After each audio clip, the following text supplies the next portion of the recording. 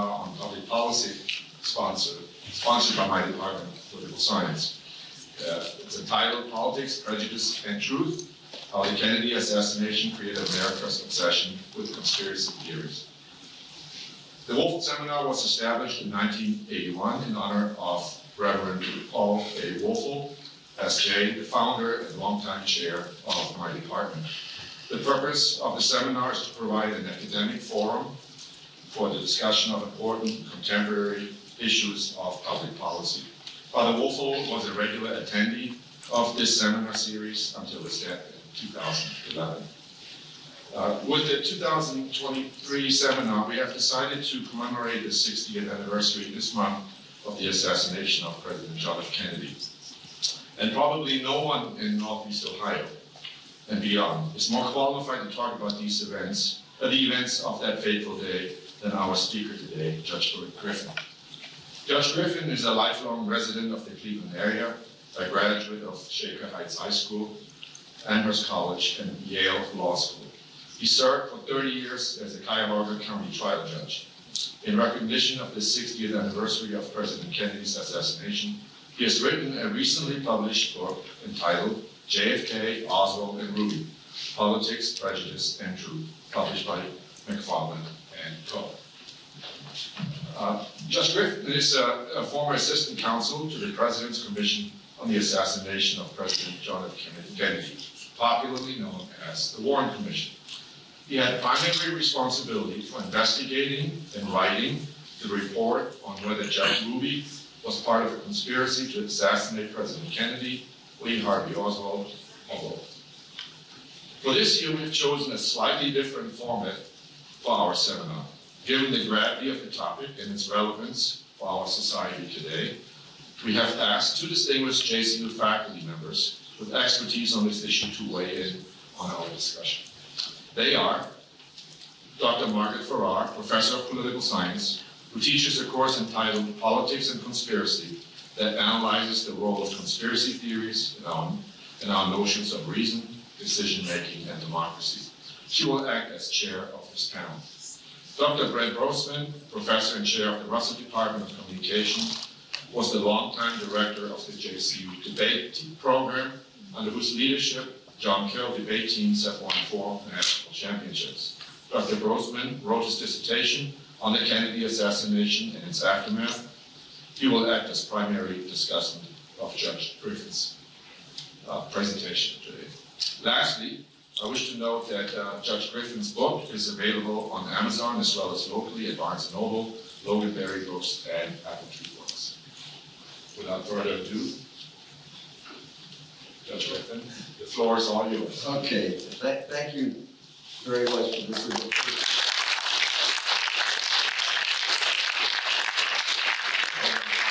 This opportunity to speak to the Woelfl seminar.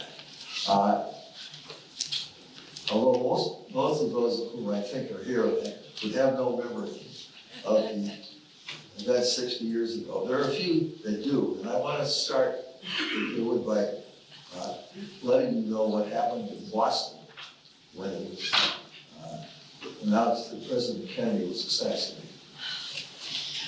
Right. We don't have that queued up. I'm very sorry. Okay. All right. Well, what you would have heard at this point was the Boston Symphony Orchestra, which had an afternoon performance in Boston. And in the middle of that performance, it was announced that President Kennedy had been assassinated. And you would have had an opportunity to hear that, what was played next. The assassination of President Kennedy occurred on November 22nd, 1963. It took place in Dealey Plaza. It was the end of a visit to Texas. And the president was shot in front of the Texas School Depository as he was making a turn on his way to go to a luncheon. And you can see on here where some of the buildings were. When the shots were fired, there were actually 2 witnesses who saw the shots fired. And one of them was Howard Brennan, whose photograph is here posing for this in the black suit. And Howard Brennan actually saw the shots fired from a window which is circled on the 6th floor of the Texas School Book Depository. Also, there was a 14-year-old who was in Dealey Plaza at the time, probably skipping school, and he saw the shots fired also. When the shots were fired, both Brennan and the 14-year-old Amos Mullins went to the nearest police officer and gave a description of the shooter. And so the police quickly came to the 6th floor where the shots, where Brennan and Mullins had indicated the shots were fired from. And they found a parapet, a set of boxes set up, as you can see here, in the window with fingerprints. All of them determined the fingerprints were on them. They were the fingerprints of Lee Harvey Oswald. Also, very close by this set of boxes that were set up were found 3 cartridges. And then a few feet away, in between the row of boxes, was a rifle. The rifle, it turns out, had been purchased by Lee Harvey Oswald. So the question then was, where was Oswald? Who was Oswald? Well, Oswald was an employee, a short-term employee at the Texas School Book Depository. And he was nowhere to be found within minutes of the assassination, although a description of the shooter had been given, as I indicated, to the Texas Police Department, which went out over the police radio. We ultimately know, because Oswald was arrested within an hour of the shooting, and we know exactly where Oswald went. He left the Texas School Book Depository and walked along Elm Street to a point where he found a bus that had been stopped in traffic. He knocked on the door of the bus driver let him in, and quite to one's surprise, his landlady, he was living at one point in a rooming house, and his landlady recognized him getting on the bus. The bus ultimately moved in traffic 2 or 3 blocks and then got stalled again in the traffic. Oswald got a transfer from the bus driver, got out of the bus, and then walked to a nearby Greyhound bus station where he hailed a cab, and he took the cab out in the direction of his rooming house, which was on North Beckley Street. But he didn't stop at North Beckley, at the rooming house. He drove by the rooming house. One can infer that the reason was that he was wanted to make sure that police or other people were nearby. He went about a block and a half past the rooming house. The cab driver let him out. He walked back to the rooming house, quickly went in to the rooming house, and as we know later, got a pistol and 16 bullets. And he put on a jacket. He had left his jacket at the Texas School Book Depository where he was working. He then began to walk in the neighborhood of the rooming house, and after perhaps no more than 5 minutes of walking in the neighborhood, he was stopped by a police car.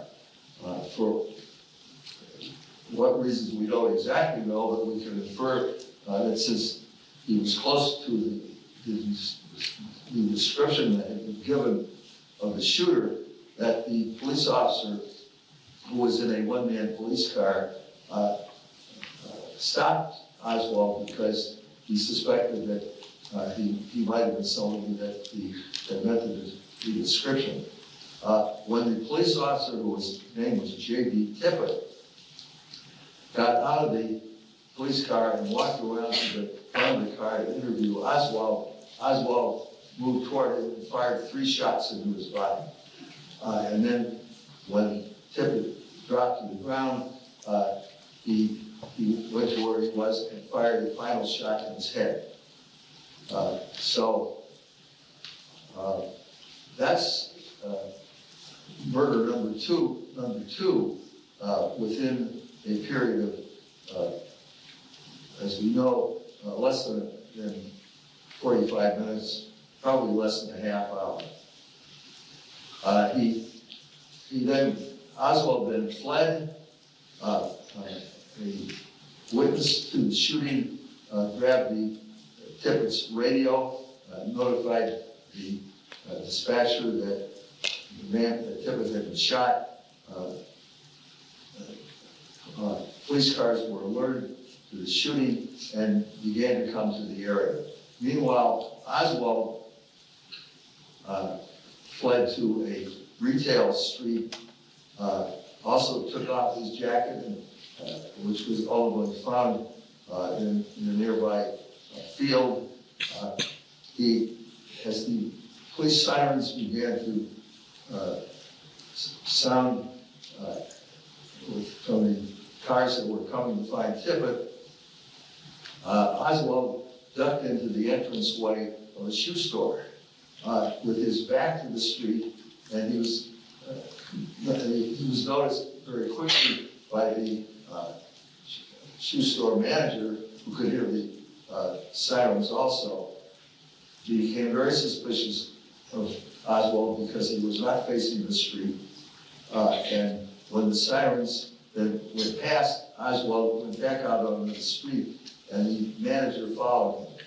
The manager saw him go without pain into a nearby theater, the Texas Theater, and the cashier who was in the front booth of the theater did not see him enter because she had gone out to the street to see what was going on as far as the police cars were concerned.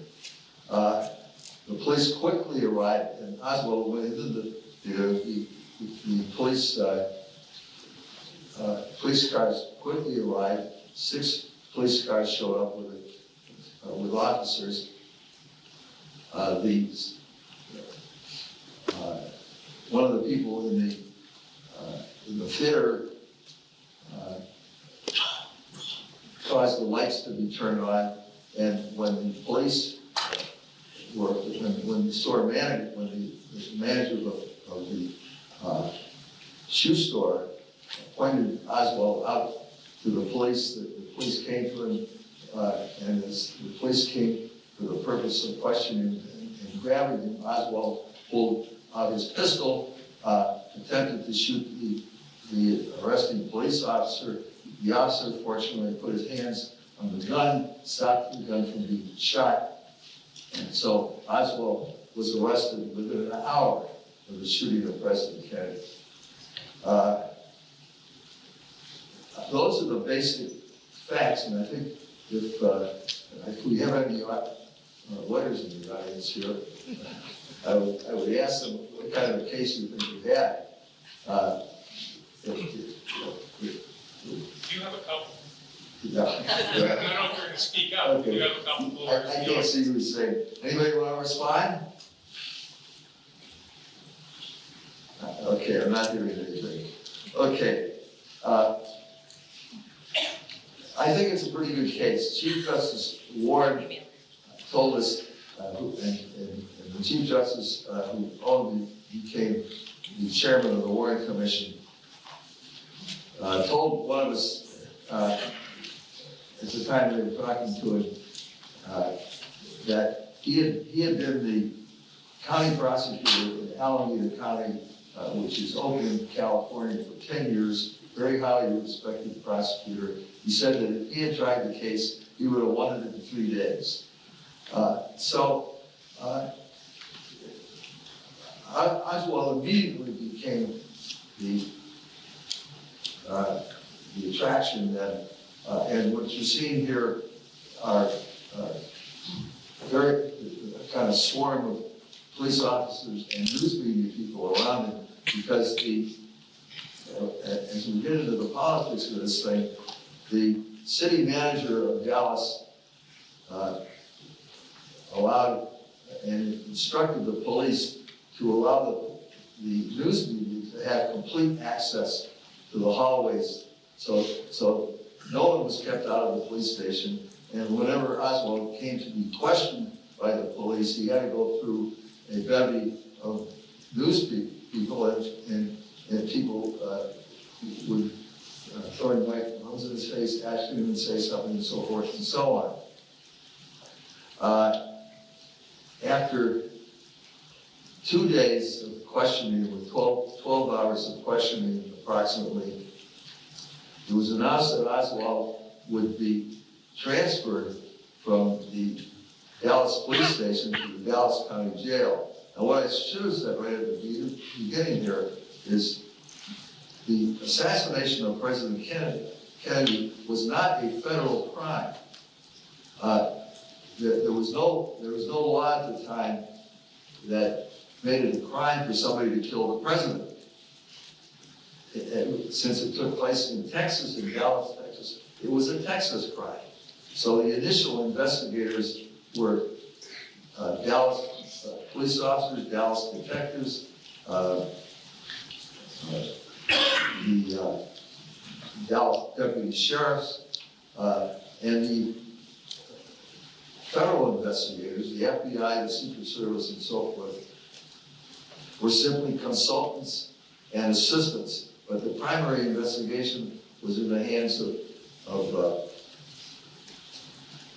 the Dallas police. And it was announced that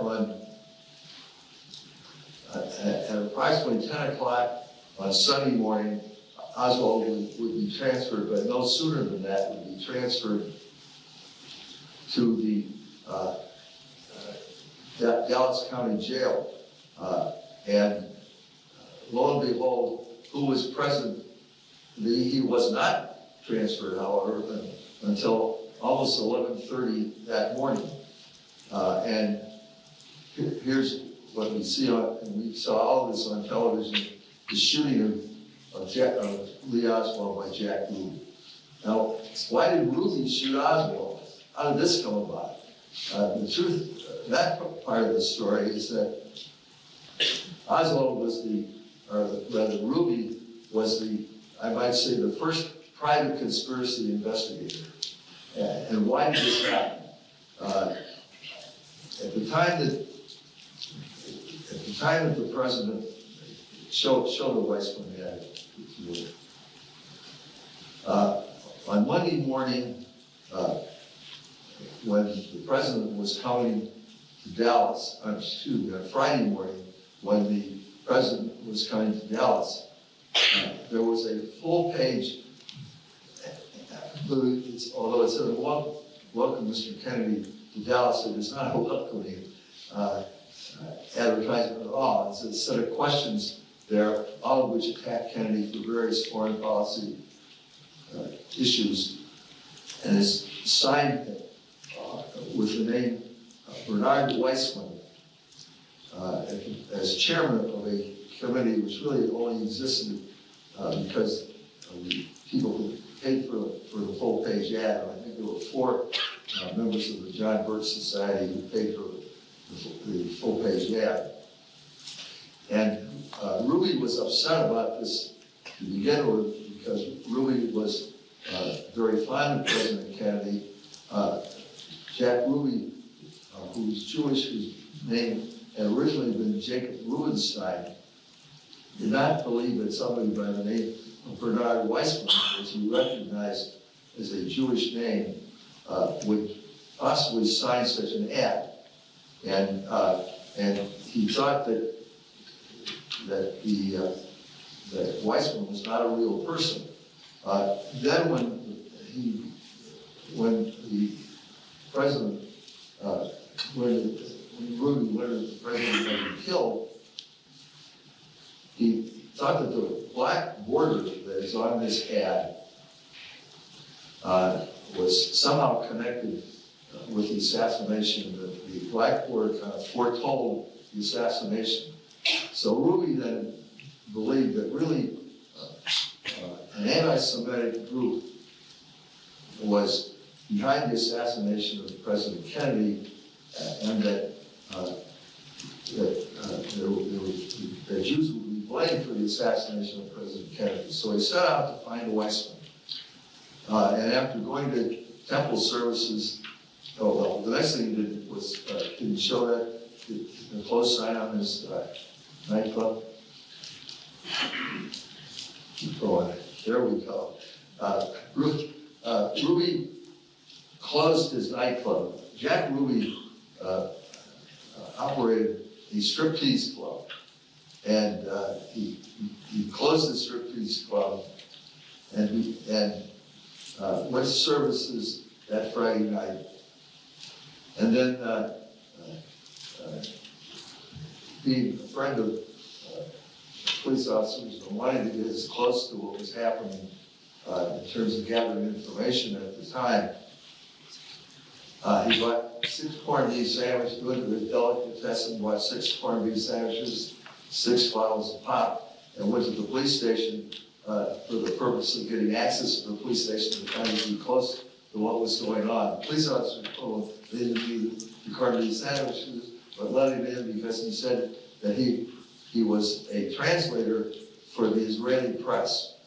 And so that Ruby was actually present on Friday night at about midnight with a group of police officers when it was announced that Oswald had been arrested and charged with the assassination of the President Kennedy. And you could see Ruby with a dark jacket over on the right-hand side, the second row, last row, right-hand side of this photograph with what appears to be a notebook and a pen or pencil in his hand. So Ruby was at the police station attempting to get all the information he could possibly get about Oswald. And then Ruby thought that maybe this was connected in some way with an impeach Earl Warren billboard that he had seen adjacent to one of the freeways. And so about 4 o'clock in the morning, after spending as much time as he possibly could at the police station, he roused his roommate. Ruby was not married. He roused his roommate and called his the night watchman of his nightclub and asked him to get a camera and that he would meet him at the nightclub. So the roommate and the night watchman and Ruby went to the Impeach Earl Warren billboard to take a photograph of the Impeach Earl Warren billboard because he thought that whoever put the billboard up were the same people that put the Weissman ad in the newspaper. They then went at about 6 o'clock in the morning to the central post office and tried to find out if who had placed the, well, they were trying to see if there was some kind of name that they could get to compare the post office box number that was on the billboard with the post office box number that was on the Weissman ad. In any event, they weren't successful, and that was Saturday morning. Ruby continued to spend as much time as he possibly could at the police station, and when and he did not get very much sleep, but on Sunday morning, he had a telephone call from one of his strippers whose stage name was Little Lynn. And she had not been paid because the nightclub had been closed. And she wanted Ruby to send her some money, which Ruby said he would because he was planning to go downtown to the police station again and hope to be there for the transfer of Oswald. So he told her that he would send her money to pay for her rent and for money that she needed for food. He went first to the Western Union office, and incidentally, he drove downtown and brought his favorite dog with him in his car. Parked the car across from the Western Union office, which was 1 block from the police station.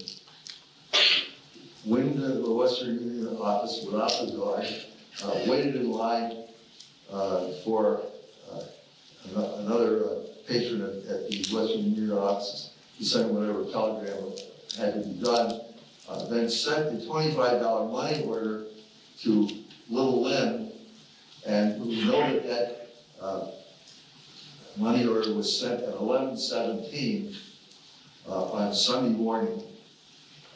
He then noticed a crowd of people who were waiting outside of the entranceway to the police department garage. He was able to walk down the ramp ramp into the basement of the garage as a police car was exiting, and at 11:21, and it's just 4 minutes after he sent the telegram, what happened here, as you can see, he shot Oswald. And when he was asked, taken upstairs in the police station, asked by one of the Secret Service agents why he had killed Oswald, he said, I had to show the world that you had guts.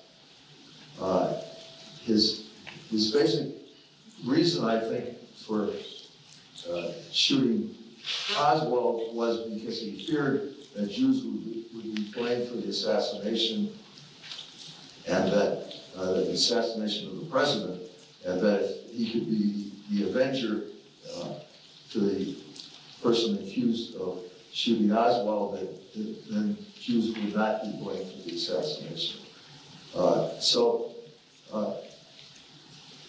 That is why, as I see it, Oswald was shot, why Ruby shot Oswald, and that's why I subtitled the book Politics, Prejudice, and Truth.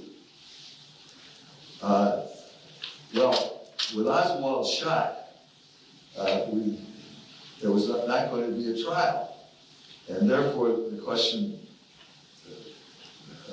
which had to be faced was, how would we learn, and how would we learn who shot the president, and if it was Oswald, why Oswald did it. The FBI wanted to write a report and simply issue its report and answer the question that way. There were various congressional committees, including the Judiciary Committee, which was headed by Senator James Eastland of Mississippi, that wanted to conduct an investigation. And the state of Texas itself wanted to conduct an investigation, and they were proposing to create a Texas Court of Inquiry. So, faced with that, and with the choice, numerous news media people, other people, just private individuals who wanted an answer to the question of who shot Kennedy and why, there were just going to be a maze of investigations, and they could be of various political nature. So the it was recommended to the president that, and incidentally, the President Johnson then thought was, his preference was to let Texas handle it. But he was persuaded by some of his advisors to appoint a presidential commission. And that is the Warren Commission, headed by Chief Justice Warren, with two senators, a Republican and a Democratic senator. The Democratic senator being Richard Russell from Georgia, and the Republican senator being a senator from Kentucky, and then two members of the House of Representatives, one Hale Weiss from Louisiana, and the other Gerald Ford, who ultimately became President of the United States. And then two private citizens, one of whom had, at the end of the First World War, conducted an investigation dealing with the war effort, and the other one being a former head of the CIA, Alan Dulles. And so I think I would stop at this point and ask Margaret, did Johnson do the right thing? I think that's a great question, and I think we'll get to talking about recent efforts at political fact-finding and what resemblance the Warren Commission has to some of these more recent efforts. Before we do, though, I wondered if you would talk a little bit about your background and how a guy from Shaker Heights, 3 miles away, down the street, ended up serving on such an important commission. Well, you got to understand that this was 1963, and in selecting a staff for the Warren Commission, they wanted to make sure they had diversity. I will say that there were no women on the staff, except secretaries. There was one African American. Diversity in 1963 was geographic and political diversity. And so I was a young lawyer in Cleveland, and one of the people that I knew through cocktail parties at one of the law firms, he had left this law firm and gone to work as an assistant for Robert Kennedy. And so his idea of helping the geographic diversity was to call me. And once I was clear that he hadn't made a mistake in the telephone call, I said I would be happy to do this. So I sent my resume in, and it didn't hurt that I had gone to the same law school that the person who was primarily responsible for selecting the other lawyers I had gone to. And I had a decent record, and I had been an assistant United States attorney as a prosecutor in Cleveland. So I met the qualifications. I was Midwest. I was not political. I had criminal background, and I did not know this guy, so he would drive in the same law school. But I went to the same law school as the person who was making the selection. Can you talk a little bit about how the Warren Commission was structured? So what kind of work you did, what kind of work that the commissioners did, how was it set up? You gotta understand that all of the investigators were federal agents. They were FBI agents, they were Secret Service agents, postal inspectors, CIA, and incidentally, we had access to any of the state investigative agencies that we wanted to use. So we really had all the investigative resources in the country. And our job was functioning as lawyers to get the investigative reports, suggest where more investigation needed to be done, took depositions. We ultimately, there were only a little more than 20,000 individuals who were interviewed one way or another. We took, I think the number was 552 depositions, and I'm including the depositions testimony that was presented to the Warren Commission. The commissioners did not do any of the investigation. The commissioners were like a jury. I don't recall a single suggestion that was ever made to me about how to investigate Jack Ruby. My responsibility, along with a more senior lawyer, the two of us had responsibility for investigating Ruby, and nobody from any one of the commission members asked us to do any investigating. We presented our evidence and our testimony to the commissioners. Not a word was written by the commissioners. The Warren Commission report was the work of staff members, and I wrote the portion that had to do with Jack Ruby. We had one historian who was a member of the staff. He edited what we did. And incidentally, believe it or not, he's alive today. He's probably 105 or something like that. It's really amazing. We wrote the report. We assembled and we published 26 volumes of testimony and physical exhibits.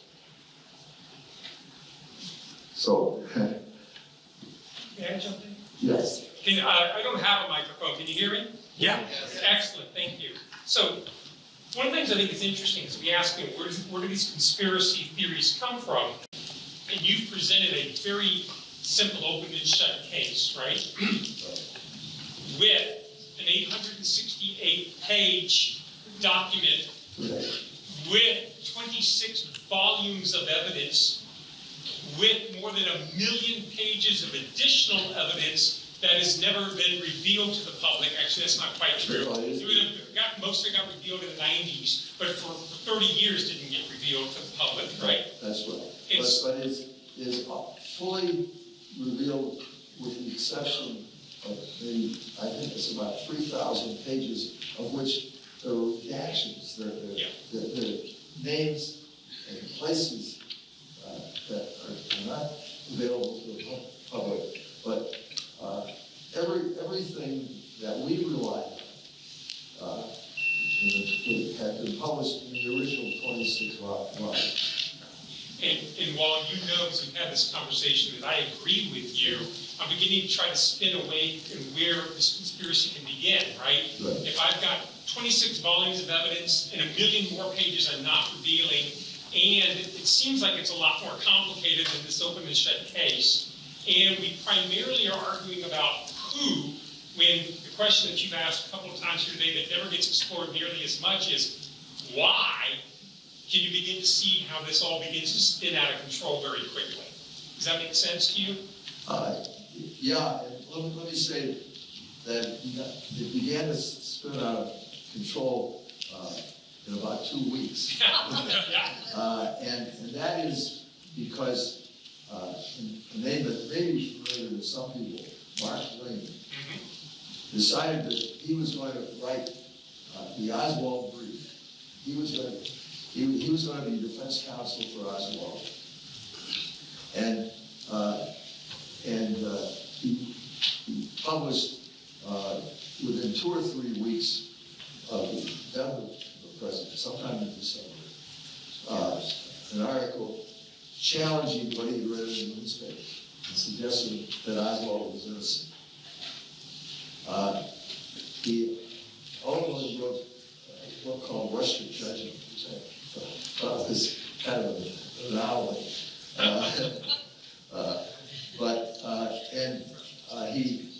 He went on a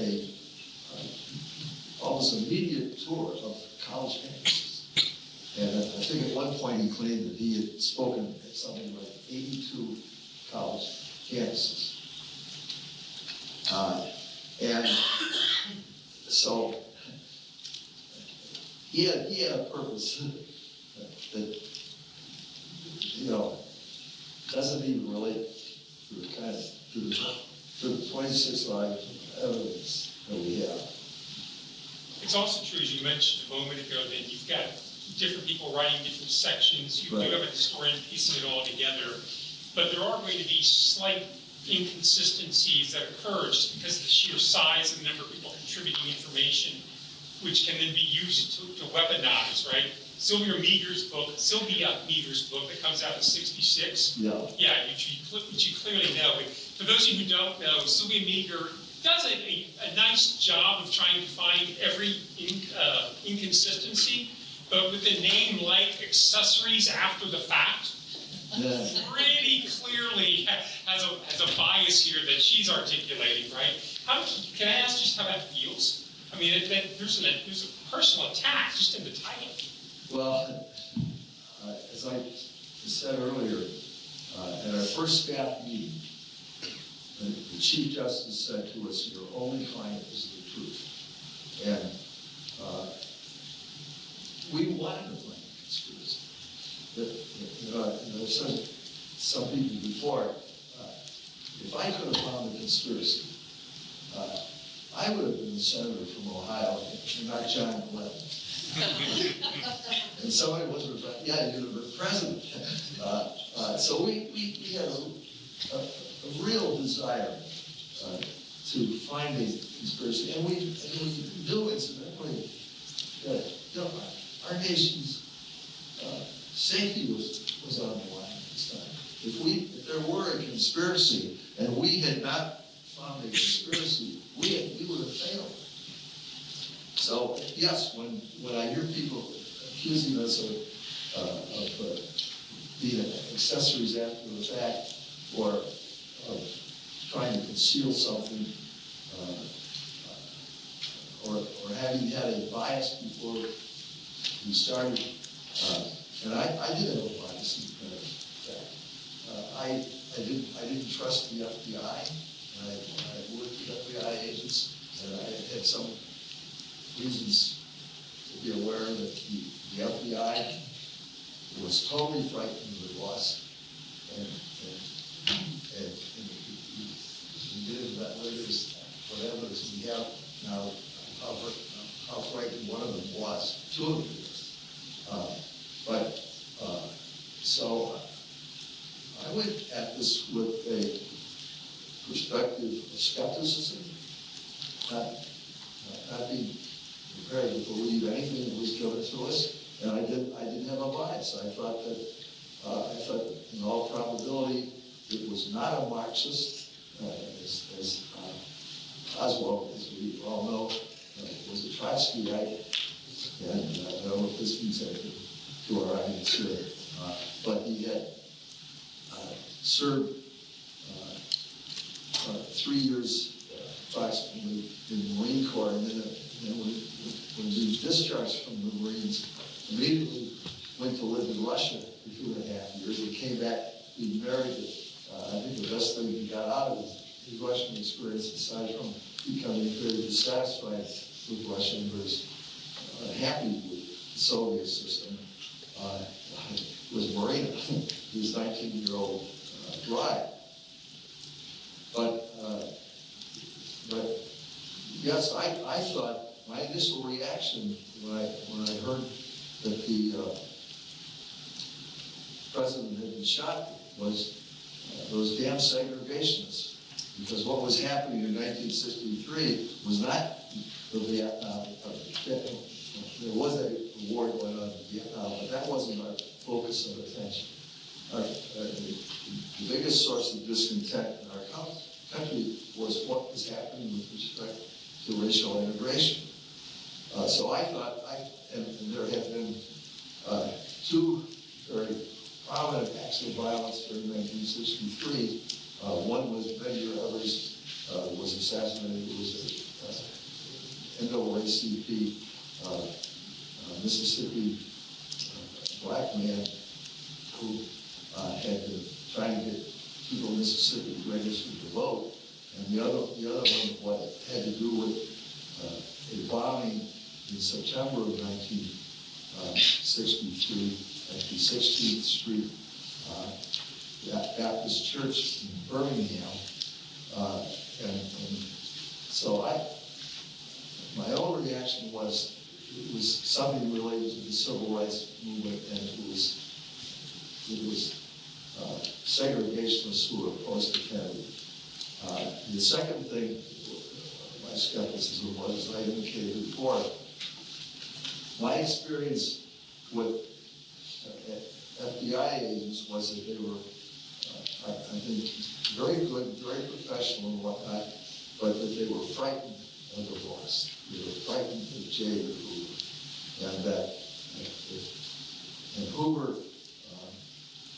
was very anti-communist. So my own feeling was that the reason Oswald was arrested was that he was a Marxist and tied in. So I started with a bias. I don't feel quite the same way. I do feel, for more complicated reasons, that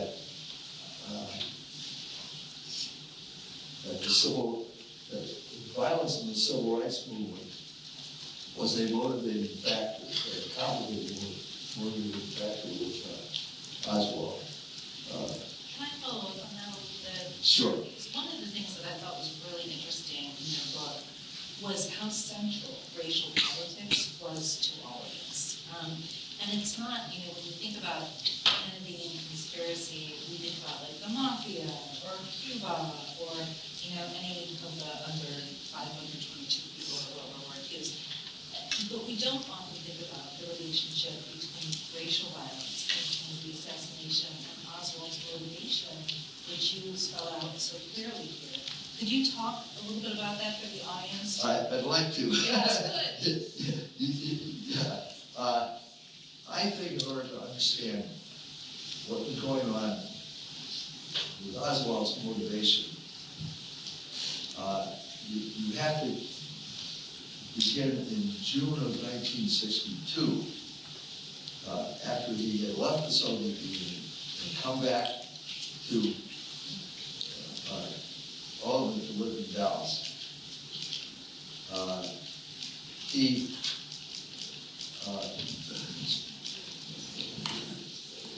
Racial integration was the most prominent conflict that was going on in the United States. And one of the leaders of the segregationist movement, the anti-integrationist movement, was a person who had been relieved of his command by President Kennedy because he had been distributing with his men, this picture, Edward Walker, he'd been distributing John Birch Society literature to his troops in Europe. When Oswald returned to the United States in June of 1962, Walker was no longer in the service, but he had a group of people who wanted to run for president. And he had actually run for governor in the Democratic primary and soundly defeated in the Democratic primary for governor in 1962. But then we have September of 1962, when James Meredith is integrating the University of Mississippi.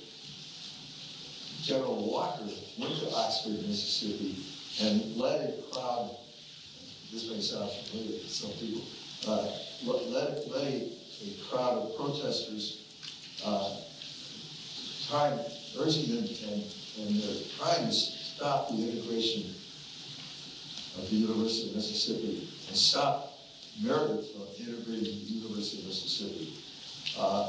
There were a large crowd that he spoke to on the Mississippi University Mississippi campus. The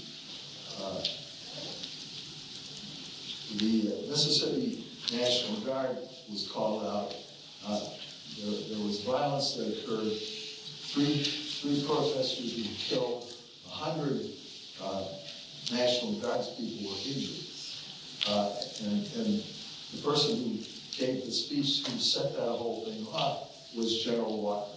The next day, Walker was arrested, and he was taken to he was arrested by federal authorities, and he was taken to a mental hospital for people accused of crimes in Mississippi. But he made bond, and when he got back to Dallas, which is where he lived, he was greeted at the airport by a large crowd with signs urging, saying Walker for president. Well, one of the newspapers that Oswald read, which was The Worker. I don't know how many people were working, but it's the communist newspaper in the United States. The Worker ran a front page editorial on Walker, suggesting and saying that Walker was another Hitler. But you won't be surprised to learn that the federal grand jury in Mississippi declined to indict Walker, and the charge would have been sedition. They declined to indict Walker in January of 1963. 2 weeks later, Oswald purchased his pistol, and then after casing Walker's house, he decided to buy the rifle with which he ultimately assassinated the president. And on April 10th, 1963, approximately 7 months before the assassination of the president, while Walker was trying to prepare his income tax returns, Oswald fired at him from behind a fence in an adjacent yard and missed. But it wasn't because he was a good shot, but it was because a pane in the window deflected the shot. And Oswald fled. And when he got back home to Marina and told Marina what he had done, Marina asked him why he did it. He said that if someone had killed Hitler, after Hitler was put in jail because of the Munich Bureau Putsch, I think in the 1920s, if someone had killed Hitler before Hitler came to power, millions of lives would have been saved. And jump in 2 quick things. Yeah. First, Michael's going to try to turn down your microphone real briefly.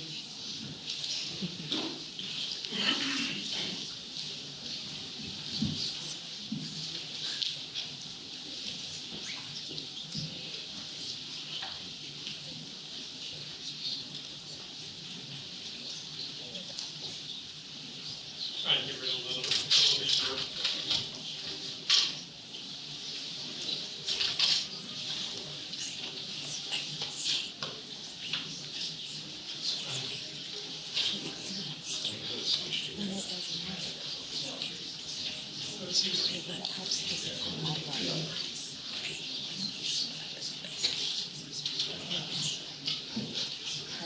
Walker was a dangerous person. That sounds better. Yeah, much better. Thank you. Okay, go ahead. Then the follow-up.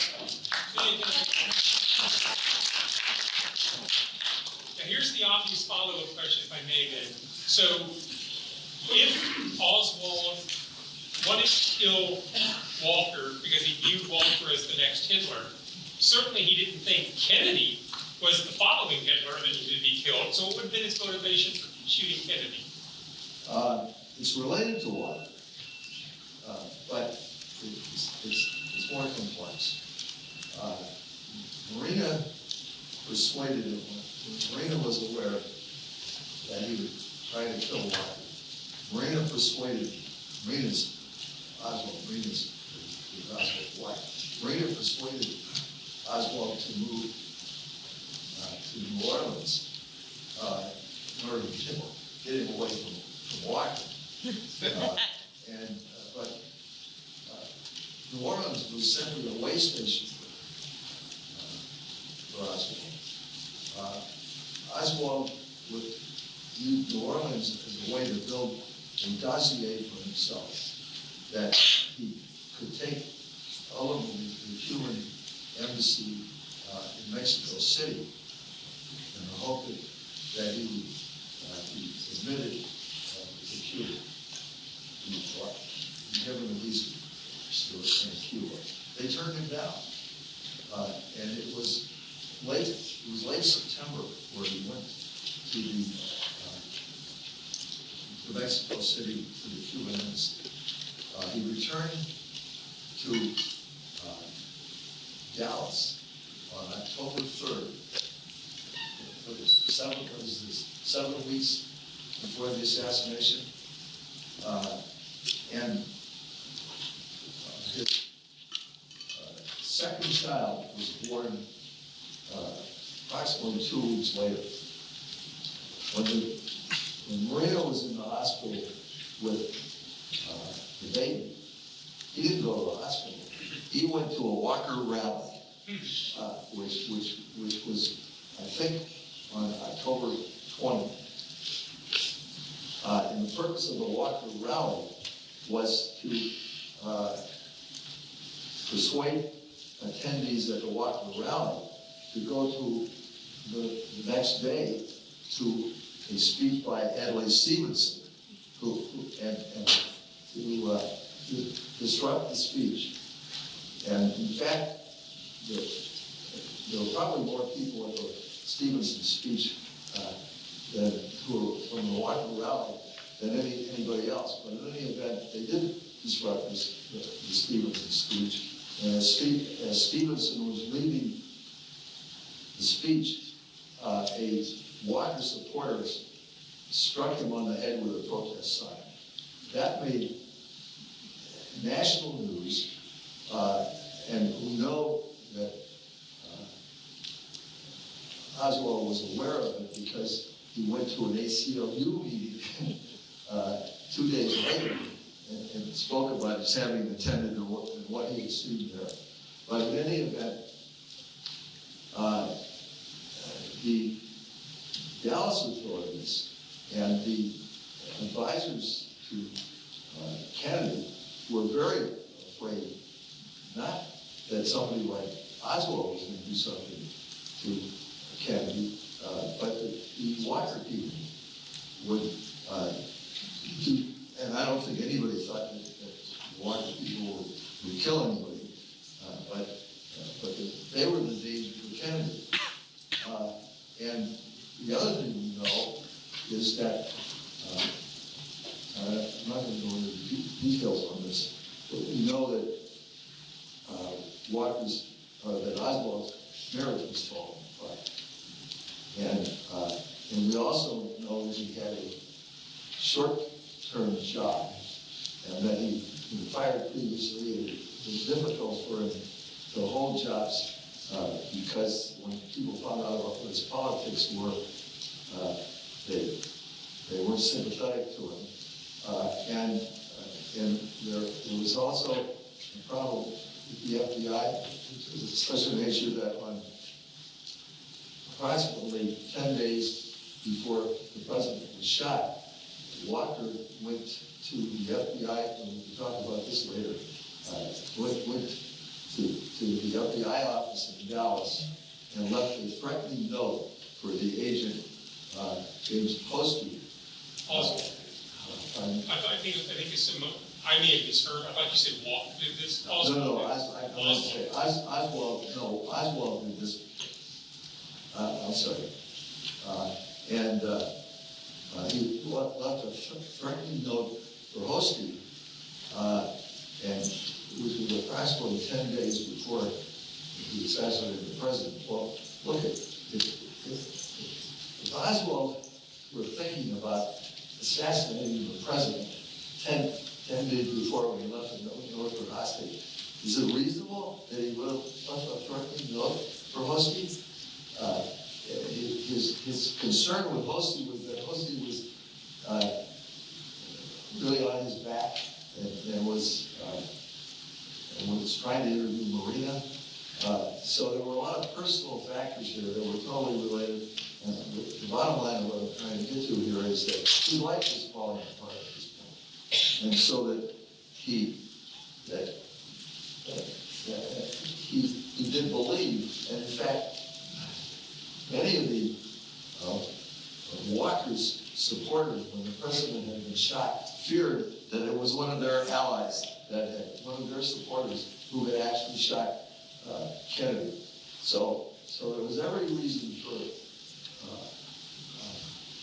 Oswald to believe that if Kennedy was shot, the Walker people would be blamed, and that would destroy the Walker movement. So that's the theory I'm laying out. It's probably as good as any kind of conspiracy theory, but it is. You have to look at who Oswald was, and it's very hard to find that Oswald could have a relationship with anyone, or that anybody who knew Oswald would have had a relationship with him.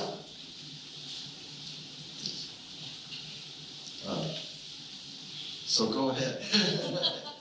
Or do we have any questions from the audience?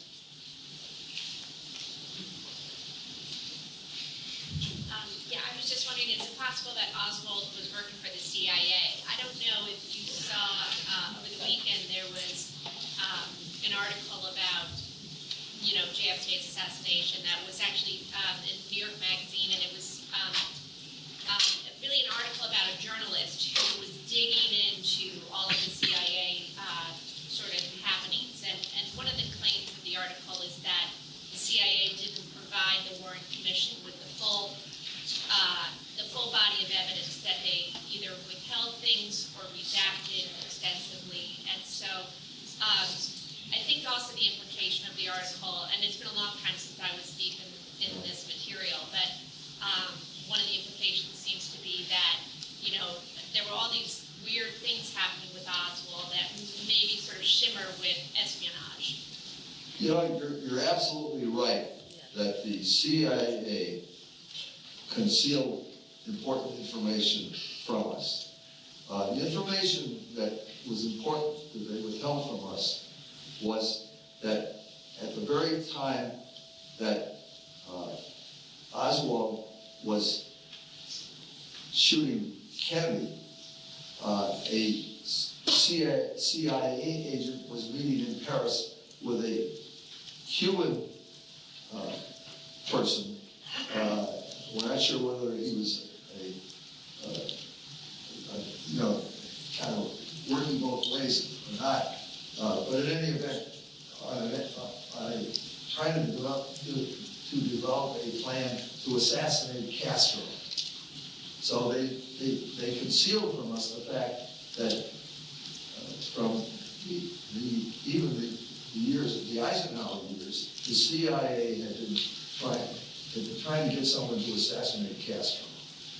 So if we had known that, then we would have tried to pursue the possibility that Oswald was in some way involved with the CIA, and that the CIA kind of backfired on it. But there's absolutely no evidence that after Oswald came back to the United States, that he had any relationship with the CIA. We know that they were monitoring the CIA, but we know no connection between anybody that the CIA was involved with and people that Oswald was involved with. Did we talk about that as a piece of disinformation that influenced the film JFK? I seem to remember reading. Well, the film, how many Favorite movie? How many of you have seen the film JFK? Okay. Yeah.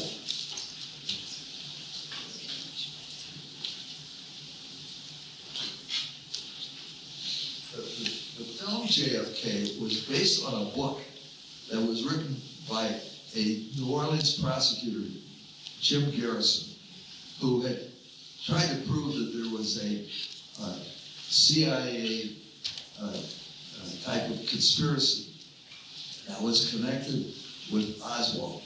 And Oswald, of course, was dead, and so he couldn't be indicted, but they indicted Jim Garrison's cause, the New Orleans prosecutor, who was the New Orleans prosecutor, brought an indictment against another person. The case went to trial, and he was claiming that the CIA was involved with this other person. The case went to trial. The not guilty verdict was returned in, I think, about 1 hour. But Garrison then wrote a book about why he thought the CIA, that he should have won the case, and why he thought the CIA was really involved in this conspiracy. So that Oliver Stone has written a movie in which Jim Garrison is the hero. He's the prosecutor who's the hero who actually tried this case and lost. May I add something to that? So, for those of you who have seen the movie, have seen a very powerful scene between Garrison and Colonel X, played by Donald Sutherland. I will tell you, because I've read the book, not just Garrison's book, but one from Sutherland's character. The guy who says all of that is a guy by the name of Fletcher Prouty. And Fletcher Prouty does, in fact, make every one of those claims. Swears every one of those claims is absolutely true. Fletcher Prouty, in the same book, also says that at the end of World War II, he was in Japan when the signing of the surrender there, and then the next day he walked out to start talking to American troops and found that they were loading up American equipment onto a series of different boats. And he asked folks in the first boat, where's all this equipment going? Well, it's going to Korea. Why is it going to Korea? Because that's where the next war is going to be. And in the other boat, he's like, hey, where are you folks taking this stuff? Oh, it's going to Vietnam. Why is it going to Vietnam? It's because that's where the war after the Korean War is going to be. So Fletcher Prouty did in fact say everything that Colonel X says, but he also says that at the end of World War II, we already knew where the next 2 wars are going to be and where the materials need to be sent. And some of those, 10 years in advance, and some of that 20 years in advance. He's incredibly insightful, that Fletcher Prouty.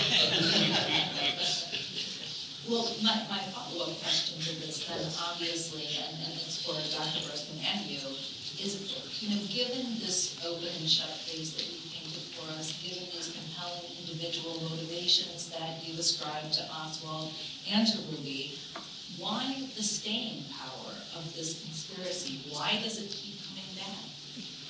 I think there are a lot of reasons. One of them is, in your mic. I think that people love a mystery more than they love some insight into a very screwed up individual named Lee Harvey Oswald. I think the Warren Commission may have handled this in the wrong way. I think that, unfortunately, as lawyers, we're too much focused on forensic evidence and things of that sort. And we put the story of Oswald's life in one of the appendices. And what we really should have done was explain right at the very beginning who Oswald was and why he was doing these things. I think there were political reasons why we didn't do that, because we would have been speculating. And I think if what I have been saying here this afternoon about Oswald having been motivated indirectly, as it were, but motivated because of what General Walker was doing and other things in the civil rights movement, I think that it would have been political warfare. So I think that I don't know how we could have But I think the failure, nobody's gonna read an 868-page warrant committee report.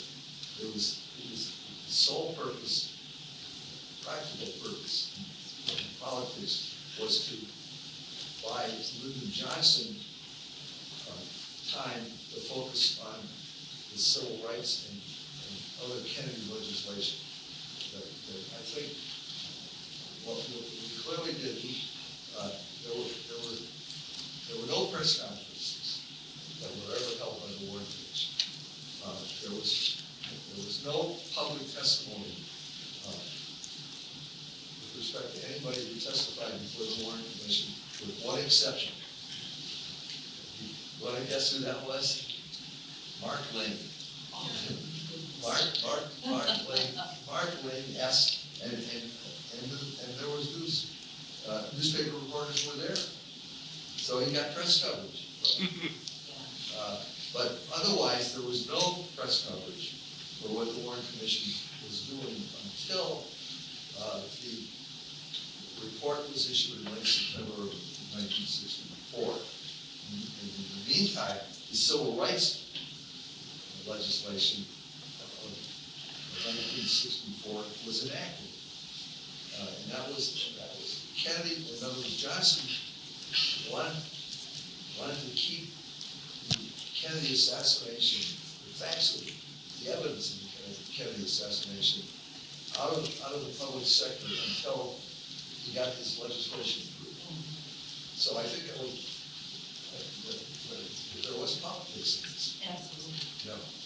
If I could add on to that, the dominant paradigm in communication today is about storytelling, it's about narratives. And that really starts in the 1980s. It certainly wasn't popular in the 1960s when the Warren Commission was putting out their report. We were still sort of operating under the assumption that if we just present the facts, that wins the day. And it's not true. It's stories that win the day. It's compelling stories.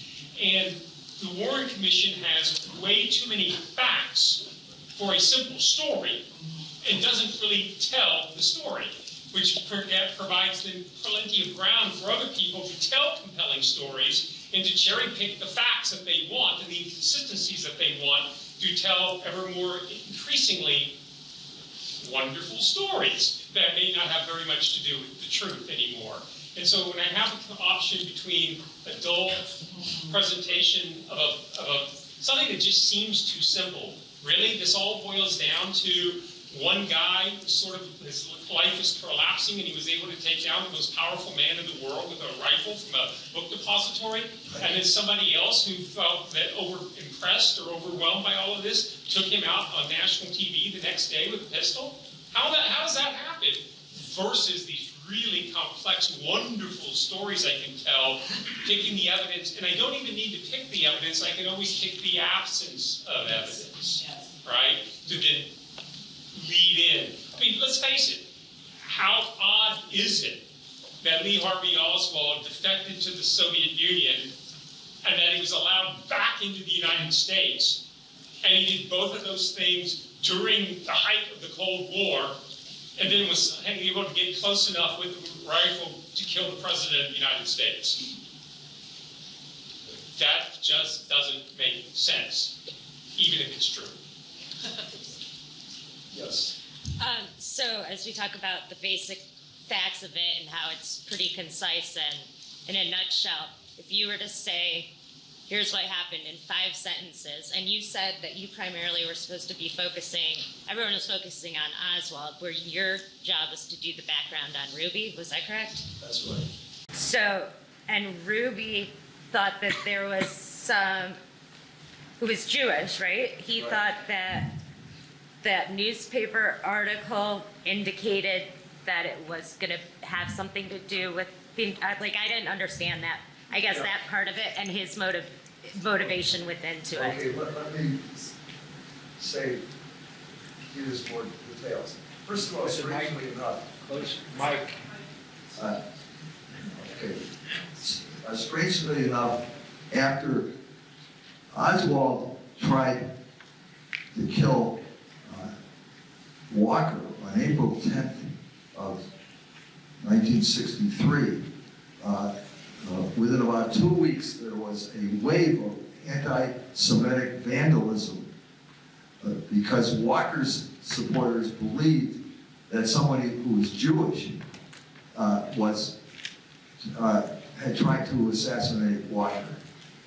So Ruby was very much aware of the level of anti-Semitism that existed in Dallas at that time. And I think, quite coincidentally, there was this anti-Semitic vandalism after Oswald had shot at Walker. So I think that in Ruby, I mean, we know that Ruby spoke to so many people about his concern that Jews were going to be blamed. Ruby was a great investigator. He looked in the telephone directory and didn't find Walker's name in the or Weissman's name in the telephone directory. One of his lawyers suggested that he look at his street directory, and he didn't find it in the street directory. So he was obsessed with this idea. We have time for about 1 or 2 more questions from the Thank you. audience. Hi, do you see any big similarities or overarching themes between this conspiracy theory and like modern day conspiracy theories? You want to answer that one? You can start, I'll jump in. Or do you want me to take it? No, I really want you to. Okay. I mean, this is the granddaddy of them all, absolutely. There are all kinds of similarities. And again, it's the same thing. Can I tell a compelling story? Can I find a weakness in the evidence? Can I sometimes just buy in and tap into my own evidence? And it's even worse now, right? Because we live in a world in which our social media allows us to become ever more encapsulated in echo chambers where we get to say what we believe and have that bounce back to us, and we don't have to interact with the rest of the world.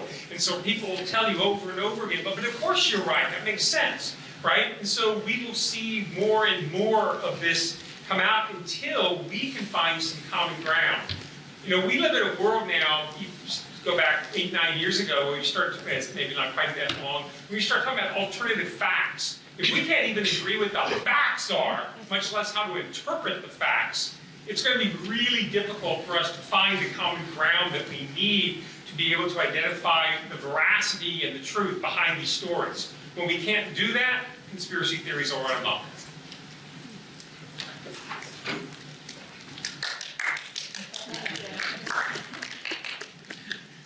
Is there another hand? There are several. Okay. I see you, yes. Was it ever determined by the commission, did Oswald get a job at the depository after he knew Kennedy was going to visit Dallas, or did he already have that job prior to knowing that?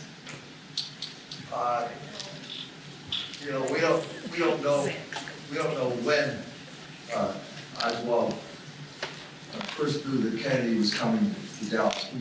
We know that it was determined sometime, the decision was made sometime in early October, but we know how he got the job, which was the woman with whom Marina was living, whose name was Ruth Payne, learned from a next door neighbor, and Ruth was trying to be helpful to the Oswalds, and Oswald did not have a job.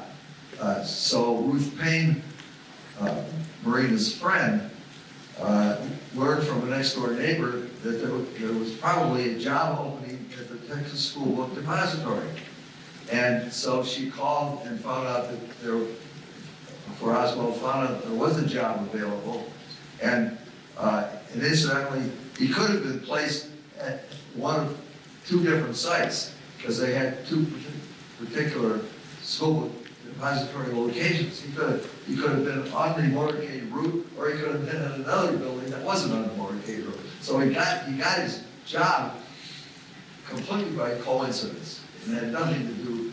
The 17th, they announced it. The 17th, they announced it. Of November. Yeah, so whether he got the job before or after he knew, because your question was, before or after he knew that Kennedy was coming to Texas, I don't know that we know that, but before he knew that the route was going to take it by the book depository, yes, he had the job before that was announced. Thank you. I want to end, I think, by asking both of you your opinions about what the best way is to combat conspiracy theories are. Because I know you both have thoughts. Brenda, will you start? I think we've already sort of talked about this, right? I mean, what we have to do is to open up more communication. Telling people, hey, you're wrong, doesn't get us very far. Asking people why they believe the way they believe and what they believe, and then trying to come up with reasons why those errors or those explanations might be better explained by the truth is the way to go. We have two options anytime we communicate with somebody who we disagree with. The one is I can say, the way you look at the world is wrong. Let me tell you how you should look at the world. Chances of winning that, not so good. The other is to figure out why is it that you operate within the world that you operate in? How do you see the world the way that you do? And then within that world frame, begin to explain the facts and the circumstances that provide the explanations. So in any of these situations, what folks really want to know, unless they're actively profiting from this, and I don't know Dennis Lane, I'm not making a claim about what his position is, or Sylvia Meager for that example, but for most people who are going to buy into a theory, what they really want to know is who killed him, why did he kill him, and what are the implications? And if we can begin to operate within that framework, we have a better explanation or a better way of meeting them and trying to meet their needs with the truth, pointing out the weaknesses in the evidence as they're using it, or weaknesses in the reasoning as they're using it. And that's true in this instance, but it would be true in any of these conspiracy theories.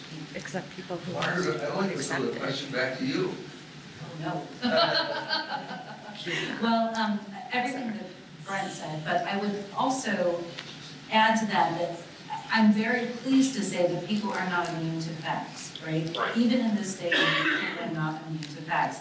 And I think that if we're going to end on a hopeful note, there is ample evidence of people responding to facts in recent years. If you think about the election denial that happened in 2020, every single candidate who ran on that platform lost in 2020. The voters resoundingly rejected them. If you think about somebody like Alex Jones, held responsible, right, held culpable for the lies that he told about Sandy Hook, to the tune of millions and millions of dollars. Those are instances to me of us responding positively to the truth. And I would say, continue to ask for that, right? You have all these, there are multiple shooters, the people behind the grassy knoll. He was shot at least 7 times. Where are any of those bullet fragments? Right.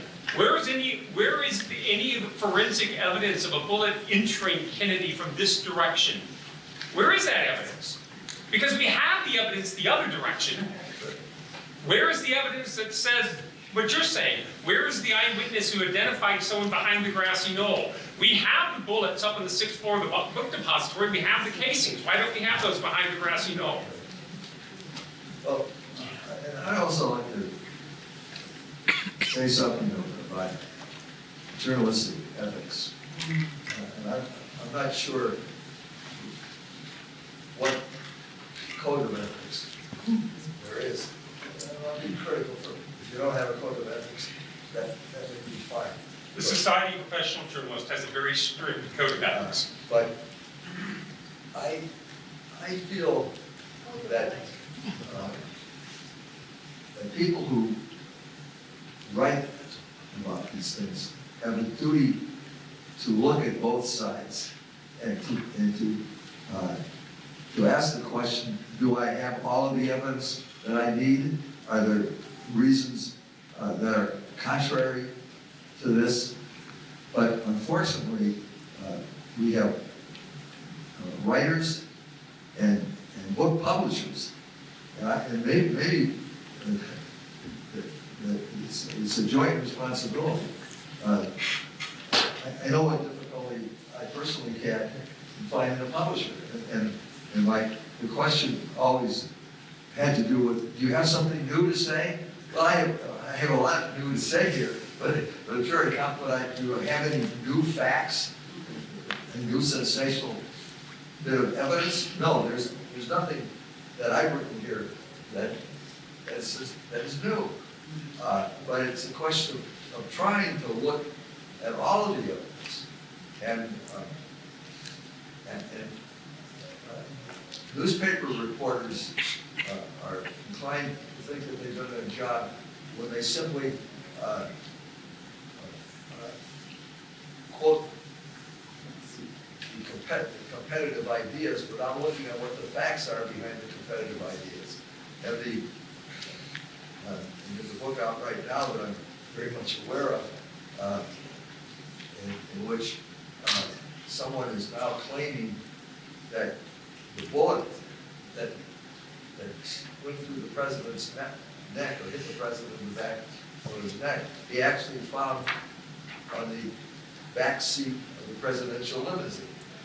Now, any book publisher, anybody who's advocating this idea, if they look at even a little bit of the evidence, it's absolutely clear that this bullet went through the back of the president's neck, exited the front of his neck, and went and struck Governor Connolly. And one of the bits of evidence that we have that it exited the front of the neck is that the fibers on the president's shirt were pushed outward and from the front of the neck and were pressed inward from the back of the neck. No one ever wants to talk about that.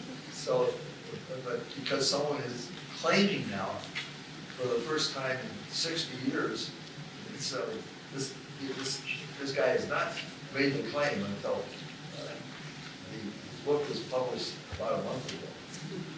But, so he went 60 years without telling the Secret Service, he was a Secret Service agent, without telling the Secret Service that he had found this bullet on the president's